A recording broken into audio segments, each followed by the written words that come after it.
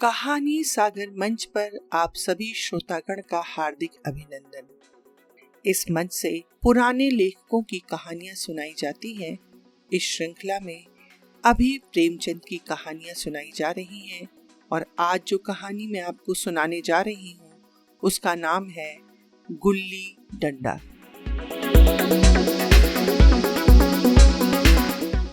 हमारे अंग्रेज दोस्त माने या न माने, मैं तो यही कहूंगा कि भाई गुल्ली डंडा सब खेलों का राजा है। अब भी कभी लड़कों को जब मैं गुल्ली डंडा खेलते देखता हूँ तो जी लोटपोट हो जाता है कि इनके साथ जाकर खेलने लगूं। न लॉन की जरूरत, न कोर्ट की, न नेट की, न थापी की।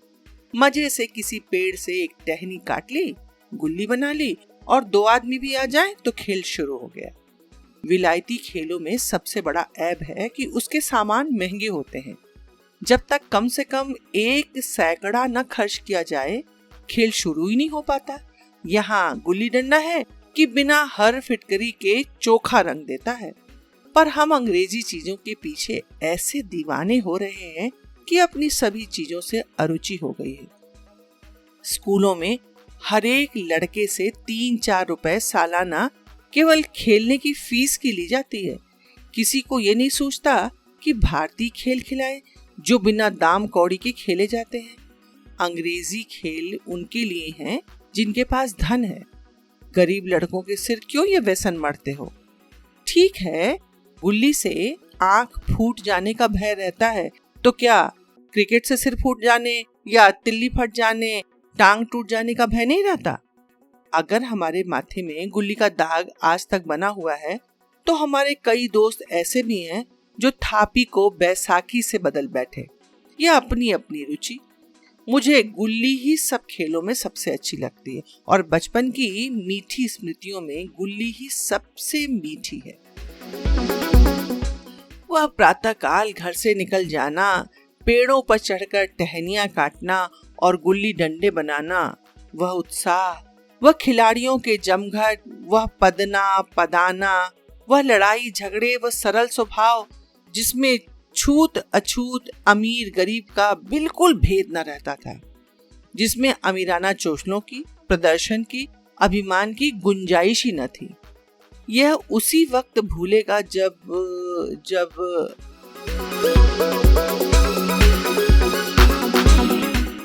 घर वाले बिगड़ रहे हैं, पिताजी चौकी पर बैठे वेग से रोटियों पर अपना क्रोध उतार रहे हैं। अम्मा की दौड़ केवल द्वार तक है, लेकिन उनकी विचारधारा में मेरा अंधकार में भविष्य टूटी हुई नौका की तरह डगमगा रहा है और मैं हूँ कि पदाने में मस्त हूँ। न नहाने की सुधि, न खाने की। गुल्ली है तो जरा सी, पर उसमें दुनिया भर की मिठाइयों की मिठास और तमाशों का आनंद भरा हुआ है। मेरे हमजोलियों में एक लड़का गया नाम का है, मुझसे 2-3 साल बड़ा होगा, दुबला, बंदरों की सी लंबी लंबी पतली पतली उंगलियां, बंदरों की सी चपलता, वही झल्लाहट। गुल्ली कैसी भी हो, पर इस तरह लपकता था जैसे छिपकली कीड़ों पर लपकती है। मालूम नहीं उसके माँ बाप थे या नहीं, कहाँ रहता था, क्या खाता था, पर था हमारे गुल्ली क्लब का चैंपियन। जिसकी तरफ वह आ जाए उसकी जीत निश्चित। हम सब उसे दूर से आते देखकर उसका दौड़कर स्वागत करते थे और अपनी अपनी गोइयां बना लेते थे। एक दिन की बात, मैं और गया 2 ही खेल रहे थे। वह पदा रहा था और मैं पद रहा था। मगर कुछ विचित्र बात है कि पदाने में हम दिन भर मस्त रह सकते हैं, पदना 1 मिनट भी अखरता है। मैंने गला छुड़ाने के लिए सब चालें चली जो ऐसे अवसर पर शास्त्र निहित न होने पर भी क्षम्य है, लेकिन अपना गया अपना दांव लिए बगैर मेरा पिंड न छोड़ता था। मैं घर की ओर भागा। अनुनय विनय का कोई असर न हुआ था। गया ने मुझे दौड़कर पकड़ लिया और डंडा तानकर बोला, मेरा दांव देकर जाओ, पदाया तो बड़े बहादुर बन के, पदने के बेर में क्यों भाग जाते हो? तुम ना दिन भर पदाओ तो मैं दिन भर पदता रहूं? हाँ, तुम्हें पदना पड़ेगा। न खाने जाऊं न पीने जाऊं? हाँ, मेरा दांव दिए बिना कहीं नहीं जा सकते। अच्छा, मैं तुम्हारा गुलाम हूँ? हाँ हाँ, तुम मेरे गुलाम हो। मैं घर जाता हूँ, देखो मेरा क्या कर लेते हो। कैसे घर जाओगे भैया, कोई दिल लगी है? दांव दिया है तो दांव लेंगे भी। अच्छा, कल मैंने अमरूद खिलाया था वो लौटा दो। वो तो पेट में चला गया, निकालो पेट से। तुमने क्यों मेरा खाया अमरूद? अमरूद ना तुमने दिया था तब मैंने खाया, मैं तुमसे मांगने नहीं आया था। जब तक मेरा अमरूद न दोगे मैं दांव न दूंगा। मैं समझता था न्याय मेरी ओर है, आखिर मैंने किसी स्वार्थ से ही तो उसे अमरूद खिलाया होगा। कौन निस्वार्थ किसी के साथ ऐसा सलूक करता है? भिक्षा तक तो स्वार्थ के लिए देते हैं। जब गया ने अमरूद खाया तो फिर उसे मुझसे दांव लेने का क्या अधिकार है? रिश्वत देकर तो लोग खून पचा जाते हैं, ये मेरा अमरूद यूं ही हजम कर जाएगा? अमरूद 1 पैसे के 5 थे, जो गया के बाप को भी नसीब न होंगे। ये तो सरासर अन्याय है। गया ने मुझे अपनी ओर खींचते हुए कहा, मेरा दांव देकर जाओ, अमरूद समरूद मैं नहीं जानता। मुझे न्याय का बल था, वह अन्याय पर डटा हुआ था। मैं हाथ छुड़ाकर भागना चाहता था, वह मुझे न जाने देता। मैंने उसे गाली दी, उसने उससे कड़ी गाली दी, और गाली ने एक चाटा जमा दिया। मैंने उसे दांत काट लिया, उसने मेरी पीठ पर डंडा जमा दिया। मैं रोने लगा। गया मेरे इस अस्त्र का मुकाबला न कर सका। मैंने तुरंत आंसू पोंछ डाले, डंडे की चोट भूल गया और हंसता हुआ घर जा पहुंचा। मैं थानेदार का लड़का एक नीच जात के लौंडे के हाथों पिट गया, यह मुझे उस समय भी अपमानजनक मालूम हुआ, लेकिन घर में किसी से शिकायत न की। उन्हीं दिनों की बात है, पिताजी का तबादला हो गया। नई दुनिया देखने की खुशी में ऐसा फूला कि हमजोलियों से बिछड़ जाने का दुख ही न हुआ। पिताजी दुखी थे। दुखी इसलिए थे क्योंकि वह जगह आमदनी की जगह न थी। अम्मा भी दुखी थी। यहाँ सब चीज सस्ती थी और मोहल्ले की स्त्रियों में घराव सा हो गया था, लेकिन मैं मारे खुशी का फूला न समाता था। लड़कों में बहस रहा था, वहां ऐसे घर थोड़े ही होते हैं, ऐसे ऊंचे ऊंचे घर हैं कि आसमान से बातें करते हैं।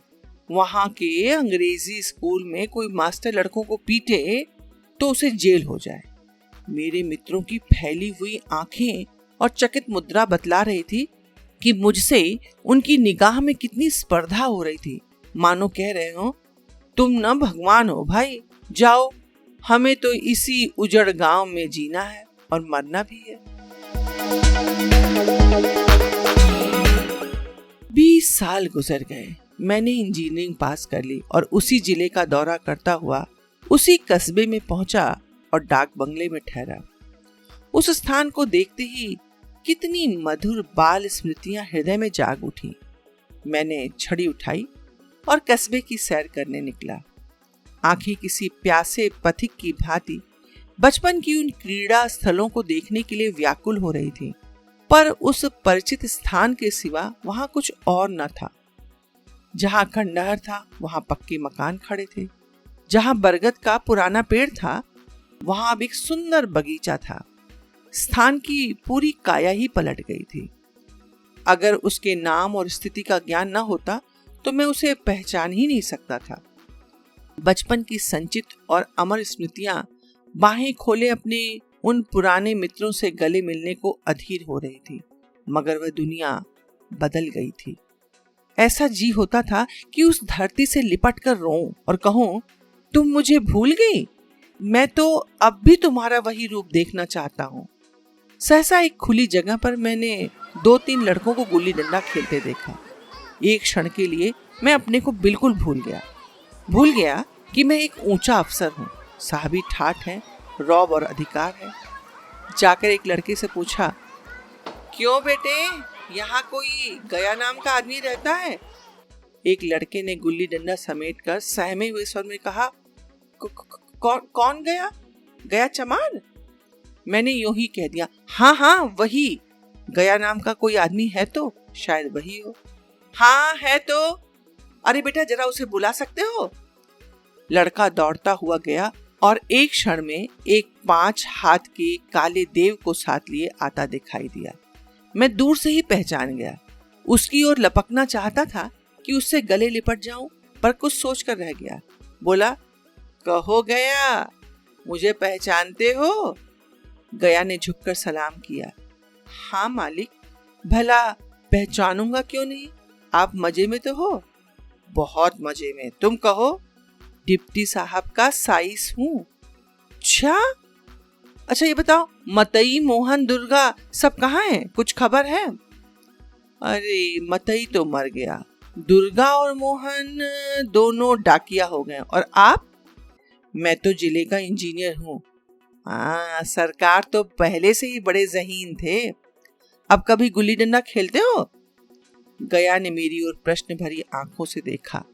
अब गुल्ली डंडा क्या खेलूंगा सरकार, अब तो धंधे से छुट्टी ही नहीं मिलती। अच्छा आओ, आज हम तुम खेलें, तुम पदाना हम पदेंगे, तुम्हारा एक दांव हमारे ऊपर है, याद है ना? वह आज ले लो। गया बड़ी मुश्किल से राजी हुआ। वह ठहरा टके का मजदूर और मैं बड़ा अफसर, हमारा और उसका क्या जोड़। बेचारा झेप रहा था, लेकिन मुझे भी कुछ कम झेप न थी। इसलिए नहीं कि मैं गया के साथ खेलने जा रहा था, बल्कि इसलिए कि लोग खेल को अजूबा समझकर इसका तमाशा बना लेंगे और अच्छी खासी भीड़ जमा हो जाएगी। उस भीड़ में वह आनंद कहाँ रहेगा। पर खेले बगैर तो ये रहा नहीं जाता था।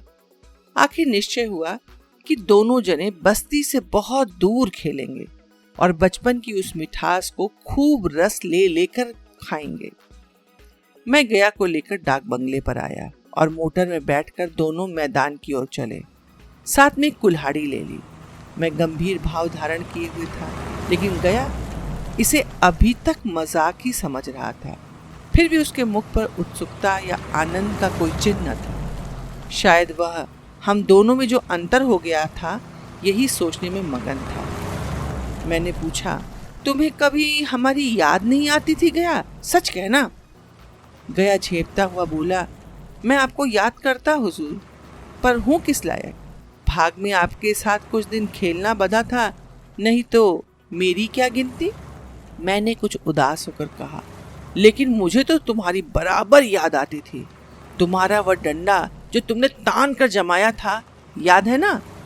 गया ने पछताते हुए कहा, अरे वो तो लड़कपन था सरकार, उसकी याद न दिलाओ। वाह, वह मेरे बाल जीवन की सबसे रसीली याद है। तुम्हारे उस डंडे में जो रस था, वह तो अब न आदर सम्मान में पाता हूँ, न धन में पाता हूँ।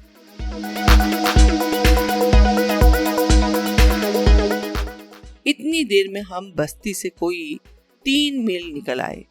चारों ओर सन्नाटा है। पश्चिम ओर कोसों तक भीमताल फैला हुआ है, जहां आकर हम किसी समय कमल पुष्प तोड़ लेते थे और उसके झूमक बनाकर कानों में डाल लेते थे। जेठ की संध्या केसर में डूब चली है।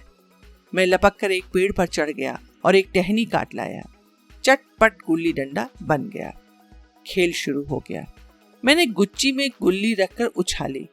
गुल्ली गया के सामने से निकल गई। उसने हाथ लपकाया जैसे मछली पकड़ रहा हो। गुल्ली उसके बीच से जाकर गिरी। यह वही गया था जिसके हाथों में गुल्ली जैसे आप ही आकर बैठ जाती थी। वह दाहिने बाएं कहीं भी हो, गुल्ली उसकी हथेली में ही पहुंचती थी, जैसे गुल्लियों पर वशीकरण डाल देता हो। नई गुल्ली, पुरानी गुल्ली, छोटी गुल्ली, बड़ी गुल्ली, नोकदार गुल्ली, सपाट गुल्ली, सभी उससे मिल जाती थी, जैसे उसके हाथ में कोई चुंबक हो, गुल्लियों को खींच लेता हो।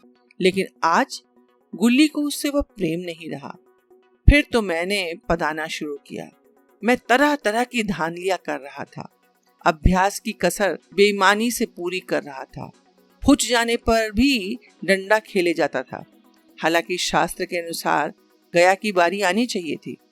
गुल्ली पर ओछी चोट पड़ती और वो जरा दूर जाकर गिर पड़ती, तो मैं झपट कर उसे खुद उठा लेता और दोबारा टाड़ लगाता। गया ये सारी बेकायदगी देख रहा था, पर कुछ न बोलता, जैसे उसे वे सारे कायदे कानून भूल गए हों। उसका निशाना कितना अचूक था। गुल्ली उसके हाथ से निकलकर टन से डंडे पर आकर लगती थी। उसके हाथ से छूटकर गुल्ली का काम था डंडे से टकरा जाना। लेकिन आज वह गुल्ली डंडे में न लगती थी, कभी दाहिने जाती, कभी बाएं, कभी आगे कभी पीछे। आधा घंटा पदाने के बाद एक गुल्ली डंडे में आ लगी। मैंने धांधली की। गुल्ली डंडे में नहीं लगी, बिल्कुल पास से निकल गई, लेकिन लगी नहीं है। गया ने किसी प्रकार का असंतोष प्रकट नहीं किया और कहा, न लगी होगी। डंडे में लगती तो क्या मैं बेईमानी करता? नहीं भैया, तुम क्या बेईमानी करोगे? बचपन में मजाल था कि मैं ऐसा घपला करता और जीता बचता। यही गया गर्दन पर चढ़ बैठता। लेकिन आज मैं कितनी आसानी से धोखा दिए चला जाता था। गधा है, सारी बातें भूल गया है। सहसा गुल्ली फिर डंडे से लगी और इतनी जोर से लगी जैसे बंदूक छूटी हो। इस प्रमाण के सामने अब किसी तरह की धांधली करने का साहस मुझ में इस वक्त न हो सका। लेकिन क्यों न एक बार सबको झूठ बताने की चेष्टा करो। मेरा हरज ही क्या है? मान गया तो वाह वाह, नहीं तो 2-4 हाथ पदना ही तो पड़ेगा।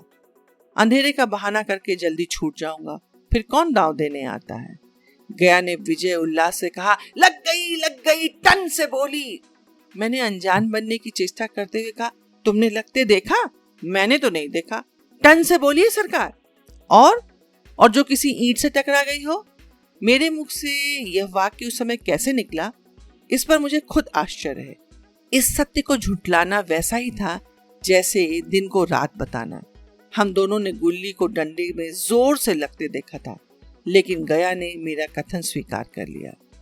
हाँ, किसी ईंट में ही लगी होगी भैया, डंडे में लगती तो इतनी आवाज ना आती।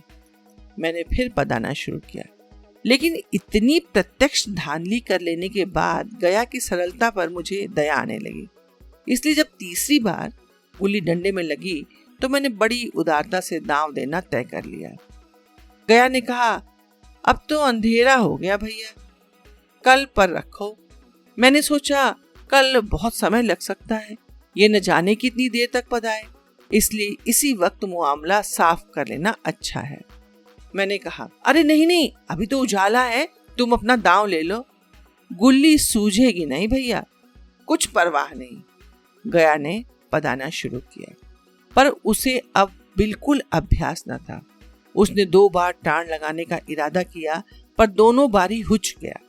1 मिनट से कम में ही वह दांव खो बैठा। मैंने अपने हृदय की विशालता का परिचय दिया और कहा, अरे भैया, एक दांव और खेल लो, तुम तो पहले ही हाथ में हुच गए। नहीं भैया, अब तो अंधेरा हो गया, तुम्हारा अभ्यास छूट गया, कभी खेलते नहीं। खेलने का समय ही कहाँ मिलता भैया। हम दोनों मोटर में जा बैठे और चिराग जलते जलते पड़ाव पर पहुंच गए। गया चलते चलते बोला, कल यहाँ गुल्ली डंडा होगा, सभी पुराने खिलाड़ी खेलेंगे, तुम भी आओगे? जब तुम्हें फुर्सत हो तभी खिलाड़ियों को बुलाऊं। मैंने शाम का समय दिया और दूसरे दिन मैच खेलने गया। कोई 10-10 आदमियों की मंडली थी। मेरे कई लड़कपन के साथी निकले। अधिकांश युवक थे जिन्हें मैं पहचान न सका। खेल शुरू हुआ। मैं मोटर पर बैठा बैठा तमाशा देखने लगा। आज गया का खेल, उस नैपुण्य को देखकर मैं चकित हो गया। टाण लगाता तो गुल्ली आसमान से बातें करती। कल की सी वह झिझक, वह हिचकिचाहट, वह बेदिली आज न थी। लड़कपन में जो बात थी, आज उसने प्रौढ़ता प्राप्त कर ली थी। कहीं कल इसने मुझे इस तरह पदाया होता तो मैं जरूर रोने लगता। इसके डंडे की चोट खाकर गुल्ली 200 गज की खबर लाती थी। पदने वालों में से एक युवक ने कुछ धांधली की। उसने अपने विचार में गुल्ली लपक ली थी। गया का कहना था गुल्ली जमीन में लगकर उछली थी। इस पर दोनों में ताल ठोकने की नौबत आई। युवक दब गया। गया का तमतमाया हुआ चेहरा देखकर वह डर गया।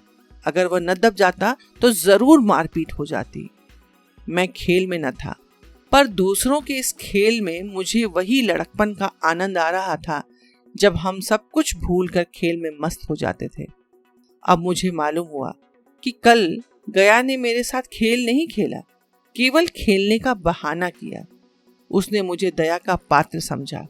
मैंने धांधली की, बेईमानी की, पर उसे जरा भी क्रोध न आया, इसलिए कि वह खेल नहीं रहा था बल्कि मुझे खिला रहा था, मेरा मन रख रहा था।